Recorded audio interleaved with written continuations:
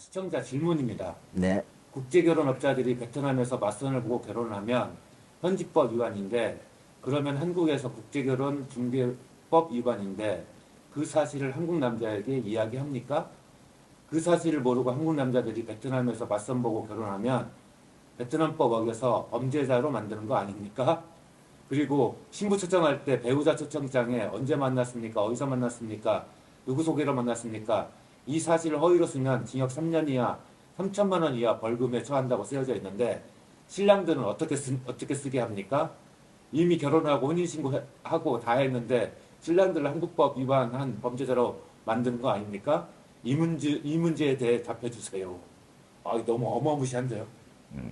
자, 그분 말대로 우리 결혼중개업법에 현지 법령을 어긴 사람은 한국에서 처벌을 받게 되어 있습니다. 그 소리는 뭐냐면은 현지 법령을 어겼다는 것은 현지에서 법을 어겨서 처벌을 받았을 때, 형사적으로 처벌을 받았을 때, 그게 처벌을 받은 게 왜 한국 영사관을 통해서 우리나라 쪽으로 통보가 오잖아요. 통보가 왔을 때 이야기예요. 자, 한국에서 국제결혼을 우리가 합법적인 등록을 받아갖고 결혼을 시키잖아요. 한국에서는 엄연한 신랑을 데리고 가서 베트남 와서 결혼시키는 게 합법이잖아요. 그럼 베트남에서는 사실 영리 목적으로 국제결혼을 시키는 자체가 불법이지만은 실질적으로 여기서는 묵인해주고 그걸로서 문제를 안 삼는 거죠. 그러면 안 삼는다 소리는 경찰에 적발이 되어서 내가 처벌을 받고 영사관으로 통보가 가서 왔을 때 한국으로 그러면 범법자가 되죠. 근데 국제결혼을 단순하게 한다고 해서 도덕적인 아마 법 위반이겠죠. 법규적인 위반이 아니고 그렇다고 해서 그게 왜 신랑들이 다 범법자가 됩니까? 그거는 그분이 과하게 생각하신 거고 베트남 현지의 법을 어겨서 경찰한테 잡혀가지고 잡혀고 단순히 훈방받았을 때 문제도 없잖아요.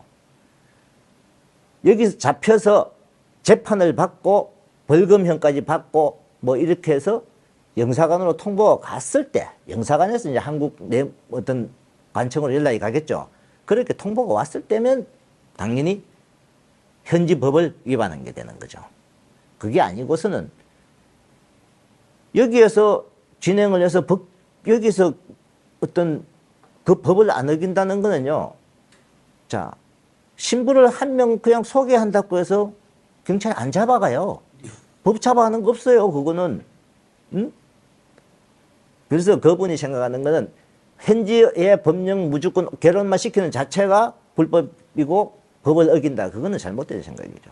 베트남 여기 경찰에서도 이거 알면서 지금 묵인하는 건데 그렇죠. 여기서도 단속하는 경우가 있잖아요. 뭐 단칙을 맞서는 거라든가. 그렇죠. 그럼 근데 어떤 경우예요? 실질적으로 단속하는 것도 누가 고발이 들어갔을 때예요.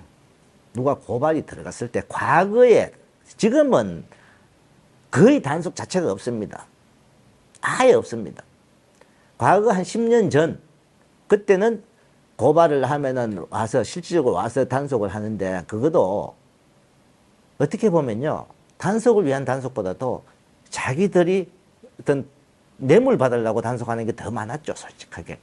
그 당시에도 업체에 잡혀가잖아요. 잡혀가면 경찰에서 돈으로 다 해결하고 다 나와요. 한국 사람은 외국 사람은 얼마 뭐 베트남 사람은 또 사실 아주 미비해요. 얼마 이렇게 좀 주고 나면 다 나온단 말이에요. 근데 지금은 국제결혼 업체들 실질적으로 여기에요. 실제 어떤 이 지역 경찰들 쪽에서는요. 저희들 업체 이미 다 알고 있어요. 명단까지. 다 알고 있기 때문에 그 사람들이 마음 먹고 잡으려고 하면 잡죠. 근데 안 잡는 거죠. 왜? 이제 베트남도 어떤 그런 수준에 올라갔고 그 다음에 한국으로 결혼을 해서 가는 부분도 베트남의 경제적인 도움도 많이 되고 하니까 어떤 묵인하고 있는 거예요. 이 얘기는 어떻습니까? 신부가 영사 비자 신청할 때 뭐 어디서 만났느냐, 어떻게 만났느냐, 누가 소개했냐 이런 질문하면 어떻게? 아니요, 저희들 같은 경우는 제가 신랑들한테 비자 서류 준비할 때 본인이 언제 왔고 어떻게 해서 만나고 어떻게 했는 사실대로 그대로 적습니다. 신부도 그대로 적으라 그래요. 아, 속이는 거 없이. 예, 신부는 신부대로 그대로 적고 왜 속여요? 그걸 속일 이유가 뭐가 있습니까?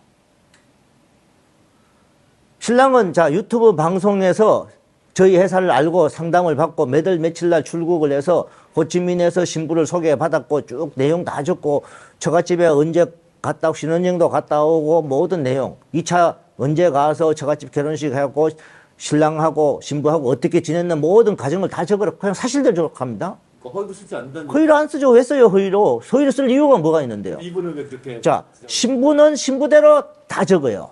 우리도 신부한테 어떻게 적으라는 게 없어요. 그냥 너 어떻게 신랑 소개받았는가 그대로 적으라 합니다. 그럼 신부는 매달 며칠 날 한국 업체 제로원에서 제로원이라고 넣는 사람도 있을 거고 제로원이라고 안 넣고 그냥 한국 결혼 업체에서 남편을 소개받았고 이렇게 다 적어요.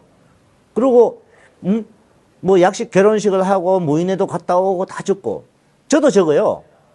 저희 회사에서도 자 매달 며칠 날 이 신랑분을 제가 상담을 하고 언제 베트남 와서 이 신부를 소개를 해줬으며 그리고 소개 후 얼마 동안 약 2개월 정도 후 신랑이 베트남 와서 결혼식을 하고 그 내용 사실대로 적어요. 그냥 신랑, 신부, 저 각자 적지만 내용은 다 똑같을 거예요 아마. 그러니까 이분은 막연하게 그러니까 속이는 게 있을 것이다. 왜 속여요? 속일 이유가 뭐 있습니까? 자, 어떤 사람들이 속이느냐 하면은 개인 소개받았던 사람들은 개인 소개받은 사람들 소개한 사람 있잖아요. 신분증, 가족관계증명서 다 들어가야 됩니다. 우리 업체는요. 우리 사업자 등록증, 우리 국제결혼 등록증, 내 신분증, 내 소개경위서, 내가 쓴 소개 내용서 요 내가 딱 첨부시켜갖고 대사관 들어가요.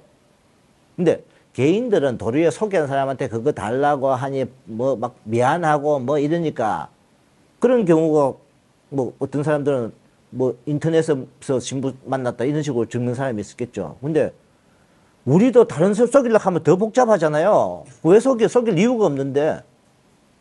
자, 회사에서 결혼식을 쉽게 말해서 자, 불법 업체들은 속이겠죠. 불법 결혼 업체는 당연히 자기가 소개한 서류를 못 넣잖아요. 회사도 아니고. 그러다 보니까 뭐 인터넷에 만났다고 적으라든지 뭐 한국 누구 개인적으로 소개하면 그 소개한 사람 신분증이라든지 반드시 들어가야 돼요. 근데 회사에서 왜 속여요? 그분 이해가 안 가네? 그렇죠. 한국 영사관은 한국 정부인데 네. 정부에서 허가받은 업체잖아요. 그러니까 도리 아주 쉬운 게 회사 소개예요. 서류가 더 간단해요. 그러고 모든 신랑들한테 내가 이렇게 적으세요 할 거 뭐 있습니까? 교제의 경위서 작성하십시오. 언제 어떻게 우리 회사를 어떻게 알았으며 언제 신부를 만났고 날짜를 좀 정확하게 적어 주십시오. 적어서 작성하십시오. 신랑 알아서 적어요. 근데 너무 터무니없이 짧게 적는 분들은 본인이 신부를 만났을 때 어떤 마음인지 좀 이렇게도 좀 적어 넣고 해주세요. 심지어 어떤 분들은요. A4 용지 워드로 5페이지 정도 작성하는 그것도 깨알 같은 글씨로 쫙 적어서 본인의 일생일대사를 적는 분도 있어요. 내가 과거에 이렇게 살아왔고 쭉 이렇게 하다 보니까 막 쭉 적고 결혼이 늦어져서 이제 왜 늦어졌는가 적어요 또. 너무 길어요 그거는. 그냥 국제결혼에 관심이 있어서 국제결혼을 하려고 마음먹은 이유부터 적으십시오. 근데 어떻게 적으라고 소리는 안 하죠. 근데 이제 또 신랑분들 중에 이런 분 있죠. 내용을 적으려고 하니까 사실 글 쓰는 걸 막막해 하는 분 있잖아요. 그런 분들한테는 제가 요 정도까지는 설명합니다. 자, 유튜브에서 제로원 회사를 알게 돼서 상담을 받고 매달 며칠 날 베트남에 가서 신부를 소개받았으니까 본인이 신부에 대한 느낀 점이 어떠냐를 적으십시오. 그리고 신혼여행 갔다 오고 그리고 한국에서 서로 문자도 하고 영상통화도 하니까 이 신부가 어떻더라. 요렇게 적고 매달 며칠 날 다시 재방문을 해서 처갓집에 가서 전통을 해도 하니까 가족들이 본인한테 어떻게 대해주고 이런 마음을 요런 정도는 적으십시오. 여기까지는 제가 설명해 주는 분은 가끔 있어요. 사실 글 쓰는 걸 굉장히 이렇게 왜 끓이는 분들 많잖아요.